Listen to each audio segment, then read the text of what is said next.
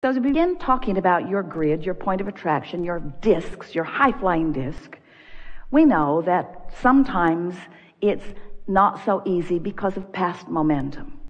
You got some things you've been thinking about, and some of the things that you really believe put you on a lower flying disc. It's hard to watch television and stay up there because much of television, much of the media has discovered that there are more of you on those lower discs. And since they're looking for ratings, they hang out where most of you are. So if you're tuning in, then if you weren't there when you tuned in, you will be pretty soon, because there's something to show you, to worry about, to push against, to feel indignation about, to feel anger about. So when you decide that you want to be on your high-flying disc, it begins to cause you to look at things a little differently. And we really want you to leave this gathering today with a sort of renewed determination that you care about what disc you're on, and a new understanding that you have control about what disc you're on. And then a sort of readiness to begin practicing some very easy techniques to get you there and to keep you there. Because life is supposed to feel good to you. You're supposed to be rendezvousing in powerful, co-creative moments, you see. There is no way that we have seen that will restore you to your true sense of value and worth more than this understanding and accomplishing of this high-flying disc. Because when you stand in that vibrational frequency with source energy at your back, assisting you every step along the way, again and again all day long, you'll stand with a smile on your face, knowing the perfection of where you stand. You will realize that this is really who you are. This is who you are meant to be. And anything less than this is just not enough for you.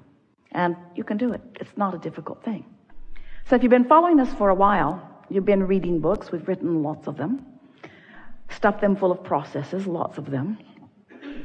And today we're going to offer to you a process that we want you to know trumps all of them. Doesn't render them ineffective. It's just the process of all processes, because it's the process that will accomplish the most for you. It will get the most done for you. It will put you in the strongest place of positive attraction, and it's the easiest thing to do.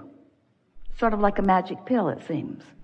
But it will take your deliberate attention and your readiness to find resonance with who you are. Have we convinced you so far that you create your own reality? Have we convinced you so far that you live in a vibrational universe? Have we convinced you so far that your vibration matters? And have we convinced you that the better you feel, the higher flying you are, that the better your point of attraction is in terms of the more you will like what begins to manifest? So here's the process. When you wake up in the morning, that's your best opportunity to stay on the high-flying disc, because you were on it when you woke up. Just like you were on the high-flying disc when you were born, before you were oriented toward trouble. You're on that high-flying disc when you wake up, and here's the reason. We're just going to give it to you in a very bold statement. While you slumber, your momentum of thought ceases. Now, that doesn't mean that you can't wake up in the morning and pick up right where you left off. But if you don't do that, you have a better opportunity to find that high frequency.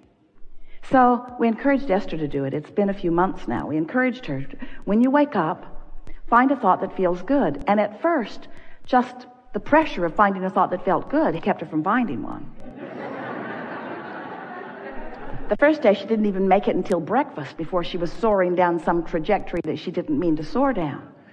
But we convinced her, and she was committed, that every day she would wake up and reach for the best feeling thought that she could. And she discovered that the more general the thoughts were, the easier they were to feel good. In other words, if you wake up and start pondering a problem, you're off your high-flying disc before you even realize that you're on it. But if you wake up and stay as general as you can, finding something that's very easy to appreciate, you sort of kind of have to ask your family or set your alarm a little early so that you have a little bit of private time before the world descends on you. Because the world is going to descend on you pretty much like it has been descending on you, and there is a momentum or a trajectory that's already been going. So we to understand why it's a little difficult to begin changing your vibration in the middle of a stream, because there's a current already going. We really understand that. But we want you to know that first thing in the morning is your best opportunity to do it. Or after a nap, or after meditation.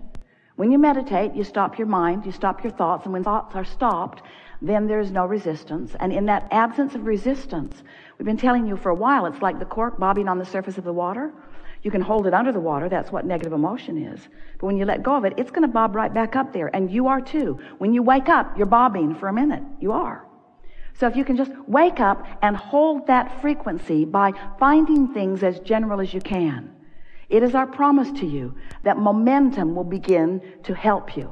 You'll begin to feel the momentum until one thought will lead to another and another and another. Now, when you first begin this conversation is not all that satisfying, because we're encouraging you to a concept, to a time of day, to a deliberate focus, and to a result that we promise you you will get. But the result will not be manifestational evidence for you for a while. So you're going to be applying this for the singular manifestational evidence of some good feeling emotion. In other words, you're going to be looking for the manifestation of relief. You're going to be looking for the manifestation of joy. Esther knew that she was there when one day she was doing something that was sort of awkward, and she ended up having to move a piece of furniture out and reach down for something that had fallen behind it, and she was laughing instead of swearing.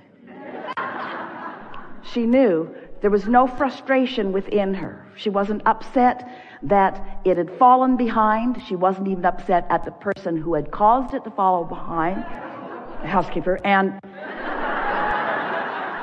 she was enjoying the flexibility of her body and the ingenuity of fishing this impossible thing out from behind this very heavy piece of furniture.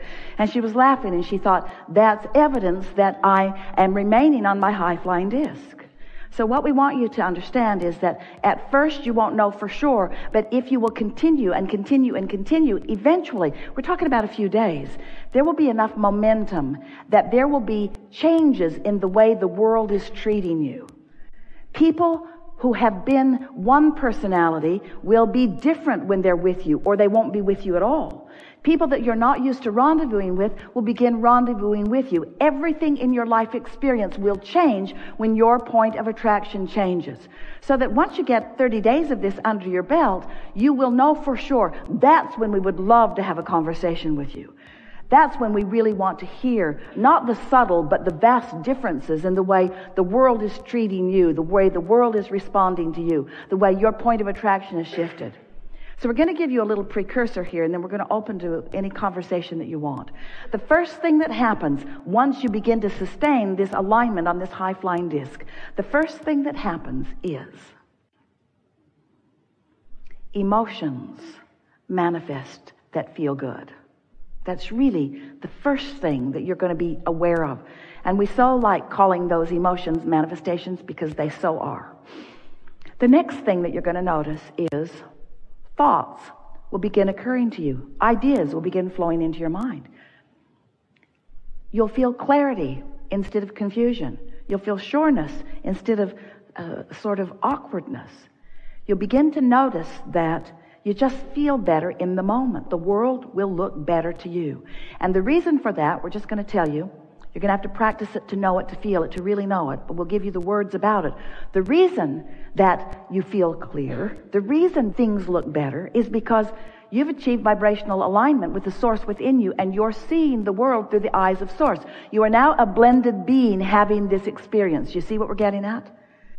So people who are usually complaining won't show up so much in your life experience. And when they do, you won't feel inclined to help them beat the drum of what's going wrong. You're going to find and like your alignment. Esther said, I'm becoming a sort of vibrational snob. And she doesn't mean that she doesn't adore everyone. She just means that she likes so much feeling good that she really prefers to hold herself in a place that feels good. Now, at first, when she slipped off this high-flying disc, the next thing she was angry at herself because she felt like she had jeopardized her alignment And she said to us one day, Abraham, I refuse to accept that I have to wait all the way until tomorrow morning to get on my high-flying disc. You've given us enough processes that surely there's something that I can do.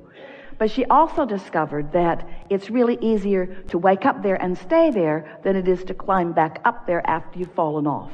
So we just want you to be easy on yourself. If you're having a bad day and someone says, what's wrong with you? Just say, I fell off the disc, okay?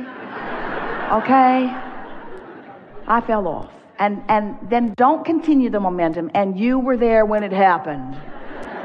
I blame you. I was there till you came. Because that's not how it ever works, is it? So we're eager to talk with you about whatever is important to you. And we want you to know that like your inner being, we stand in your vortex where all that you are is. We stand there knowing the vibrational frequency of all that you have expanded to. Do you get how everything that you've been asking for has caused an expanded version of you, and that the only reason you ever feel bad is because you're in this moment not up to speed with the expanded version of you? And that everything that we've been talking about so far means that you can get up to speed with the expanded version of you, and that you're really going to like it when you do it? So we want you to realize that we know who you really are, what you really want, and we know where you are in relationship to it. And we know, and we're speaking on behalf of your inner being, we know what the path of least resistance is to get you there. We just want to help you practice the path of least resistance to who you really are, not the path of least resistance to what you don't want. And can you hear what we're saying? When you think a thought, and you think that thought, and you think that thought, and you think that thought until you're talking to other people about it, you get pretty strong momentum going. We like the analogy of you're at the top of a hill in San Francisco and you've got your car perched right there on the hill, and the parking brake is off and it's out of gear, and you decide just for fun you'll see what happens if you just push the car a little. How strong am I actually? So you push the car a little bit and you begin to see it moving, and then you come to your senses because you can see that momentum is going to take it right down into the bay, and you don't really want that. And so before it gets started, you stand right out in front of it and you let it bump up against you, and all is well. But you wouldn't want to be standing at the bottom of that hill waiting for that momentum to meet you, would you? And so we want you to be aware of momentum. So let's say that you've been thinking about something that you don't want, and you've been thinking about it, you've been thinking about it, you've been thinking about it, and now it's kind of tearing you up, it's sort of eating you up, you can't stop thinking about it, you're really annoyed. Now you're talking to other people about it, and now you're looking online to see if there's any other people that are thinking about it, now you're blogging about it, and now you have a website about what to do about that, and so you get this strong momentum going. Well, when you've got a strong momentum going, that's a path of least resistance. Law of attraction is bringing to you, by path of least resistance, what matches what your vibrational frequency is. Now, we want you to know that the true path of least resistance is this trajectory of well-being. It is overriding and underpinning everything you see. But if you've practiced yourself into a focus moment where you're having this sort of vibrational fit, where you're disallowing your awareness and your resonance with that trajectory, life can feel pretty hard to you.